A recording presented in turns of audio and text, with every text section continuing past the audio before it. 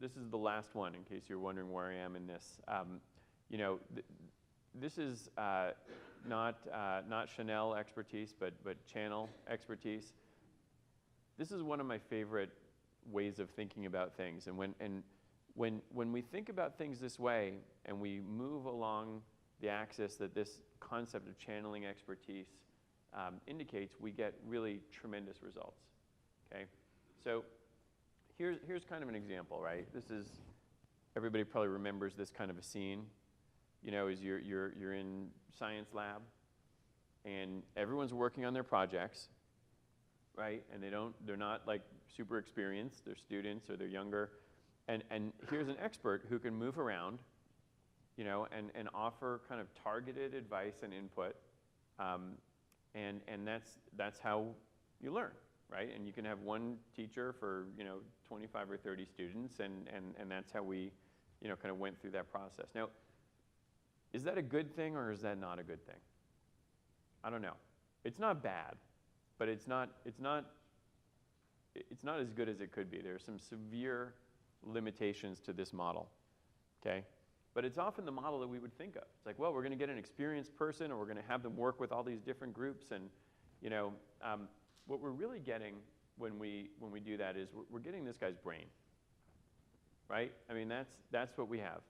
We have the brain, and the brain has, you know, some limitations. I mean, first of all, it can only be in one place. You have to be physically proximate, you know, in the version that we were looking at. You know, there's distance learning, but we'll just pretend that we're back in high school. Also, there's only certain times. In other words, you can't call that guy in the middle of the night and ask him to channel his expertise. You have to do it while you're in class or during working hours. Not cheap. Right? Experts, you know, maybe a science teacher isn't the best example of this, but a true expert in a field is not going to be an inexpensive resource. And the brain is slow to load, right? It's prone to degradation over time. This is the decline in memory from the age 25. Yeah. There's a corresponding decline in eyesight for those of you who need me to read that to you, but and by the way, the knowledge is old. You know, like is this experienced person actually keeping up with all the new stuff? They could be inflexible. This is meant to be a picture of a bouncer, you know. Like, hey, I've learned all of this stuff, and now I know it, and now you're coming and telling me to do something differently. That's not the most welcome conversation very often with an expert. And then I don't know if you caught this. I don't want to go back, but that guy was like right there talking to this young lady, right? And he had his back to the guy. Now I don't want to say anything about it. I just got that picture off the internet, but you know, we take the person's biases and their preferences, you know, and we live with that as well, right? It's not impartial. And then finally, let's say we've made it through all of that stuff, you know, and we've got this like awesome expert who's has few of these, you know, issues as possible, is like, here comes Monster.com telling them to find something better. It's like that guy can walk right out the door. And he might also be thinking about retiring. You know, so that's the world that we're in when we're channeling expertise the way that we do when we have our high school chemistry teacher. Okay? Those of you who know me will know that I not only do I like movies, but I love science fiction, so I'm going to combine the two here. I don't know if we have speakers on this. No? Okay, I'm going to have to narrate then. Let's see. Does anybody remember this scene?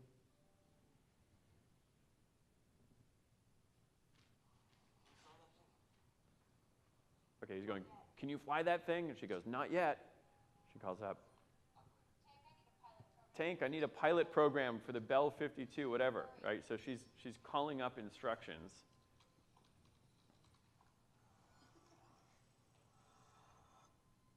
Let's go, right? So how awesome would that be, right? If it's like, hey, I'm standing in front of this piece of equipment, and I need an expert to channel directly to me something that's going to tell me exactly what to do, right? That's what we're going for. Now, we don't quite have the technology figured out that they do, but first of all, there are some good examples just in our regular day-to-day life, okay? So, here's where we pump gas, right? There's a lot of expertise being channeled into this process that we don't even really think of, but there's a tremendous amount of awesome design going into the gas pumping thing, right? To the point where a kid can do it. So what they've done here, you can't start until you pay, right? You have to put your zip code in to validate your credit card, okay?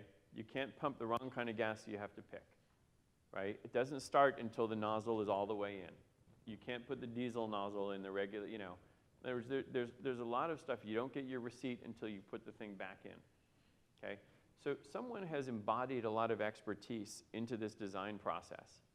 And that's wonderful, because now, and nothing against gas station attendants, but like, who goes to the full service anymore, even when it is an option, which is pretty rare, right? We would prefer to be able to be an expert ourselves. Mark maybe goes. That's right. New Jersey has yeah. So New Jersey has decided that people have to pump gas for you in a way of preserving. This is one of the most misguided, if there's any New Jersey legislatures out there, but they literally had to save people from progress. That's not what we want to do in our companies. We would rather help people not have to sit there and pump gas and do something better and more interesting, okay? Yeah, and I trained my kids, it was easy. So how does this work for us? Here's a very, very simple version of it, okay? This is an email I got the other day. This is, like Mark used this example, we do get emails, right? It's an email that tells me, hey, here are the people on your team with work anniversaries this month, and here's how many years they've been here, and here's someone on your team who's got a birthday this month. It doesn't say how old he is, okay? So this came from something a while back where we said, it's really useful if managers acknowledge accomplishments, and one of the accomplishments is your tenure, and people like it when they have a personal relationship, so birthdays are a good vector for that. And we would tell people, hey, congratulate your people on their work anniversaries. And everybody would be like, yeah, gotcha. We're going to do that. Well, this is a way of telegraphing or channeling that expertise to the person, okay? Very simple one. Here's a much more complicated but much, much more effective version of this. Okay, this is what we call action plans, okay?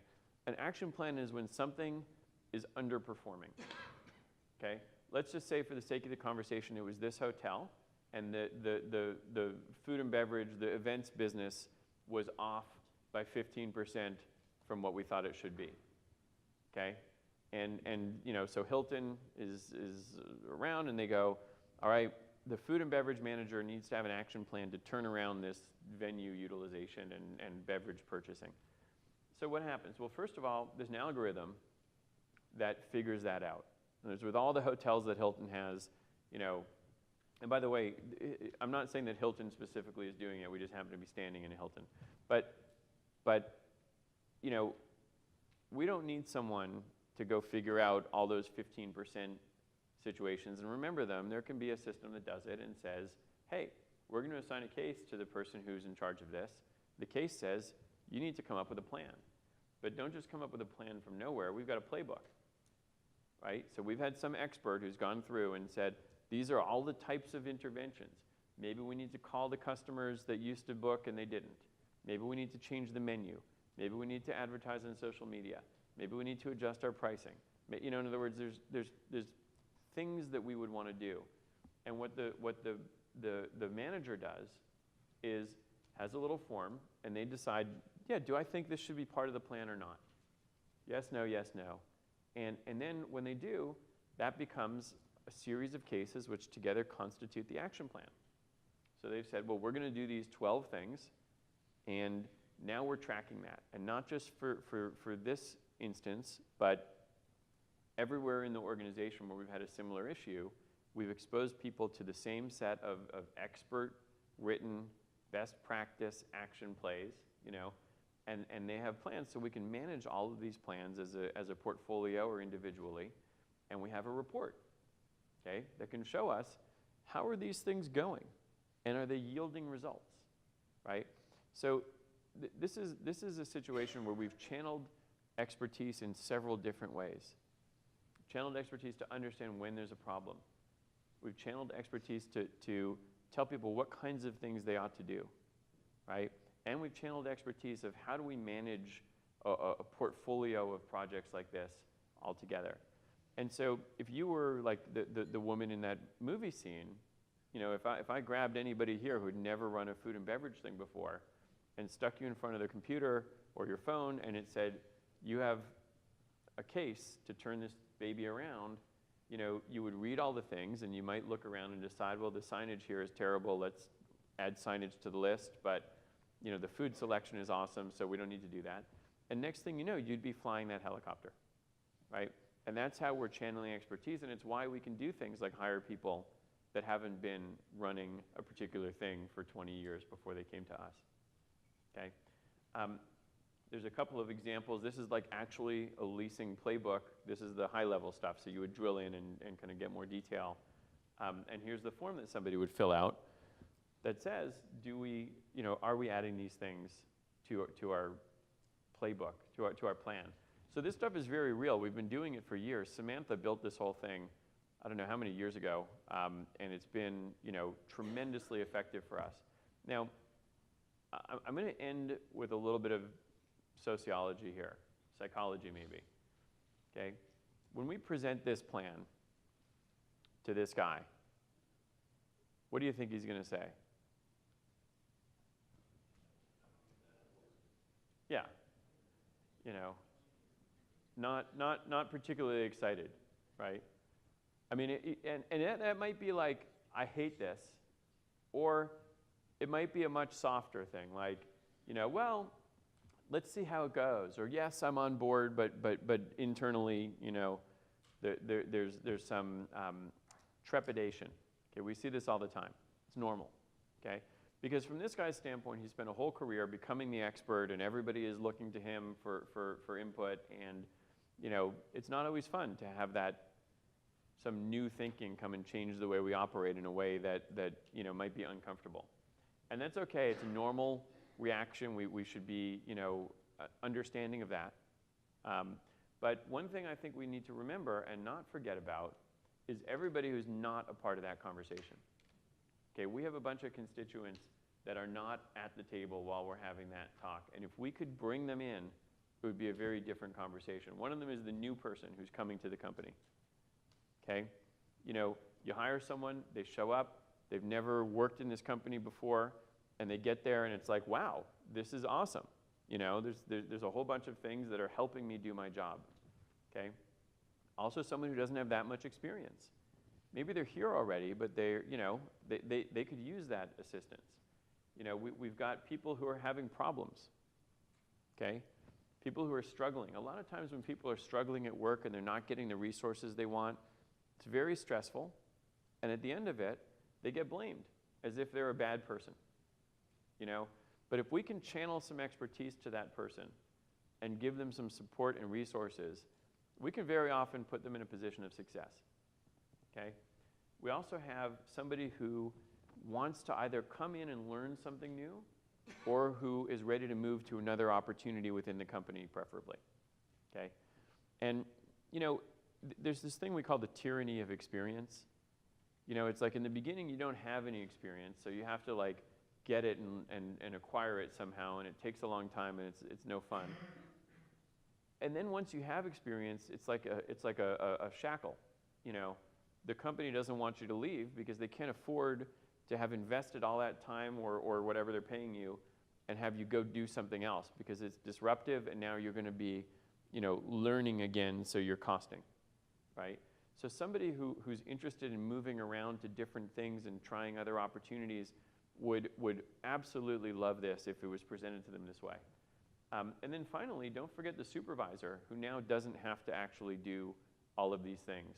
And that might be the same person as the expert, but it might be somebody else. Like, you wind up with a lot of people learning because of the resources that you've given them, instead of you having to go and find the problems and diagnose and come up with a plan and make sure it's being done, is this stuff starts happening in the background, and quality and experience improves dramatically. So as we're talking about this guy might give us some flack in the beginning and be nervous and scared or against this type of intervention or approach. But don't forget about the many people who would be very excited about this kind of thing, especially because you are their representative before they've even entered the conversation. Okay? It's like thinking about the future team members, the next generation, not just the people that are here. We're very comfortable doing that when we talk about things like the environment or kind of democracy. But when we're at a company, we tend to be thinking about the people that are here right now, and that anybody else who's not here, who might be here in the future, doesn't count. And I would say it's part of thinking differently to remember the voices that are not there to speak for themselves at the time decisions are being made. So what I'm thinking about here is, where can we deliver this expert knowledge in a timely manner so that people can be free from that tyranny of experience? So this is kind of my little personal playbook for changing the way that I think about things. And we have these kind of 6 areas that we've talked about, and I would be very happy to talk in more detail with anybody about any of these things, and particularly about how this stuff applies in practice to operationalize these concepts into your day-to-day business. And I'll be around, as you know, for the next couple days. All right, thanks.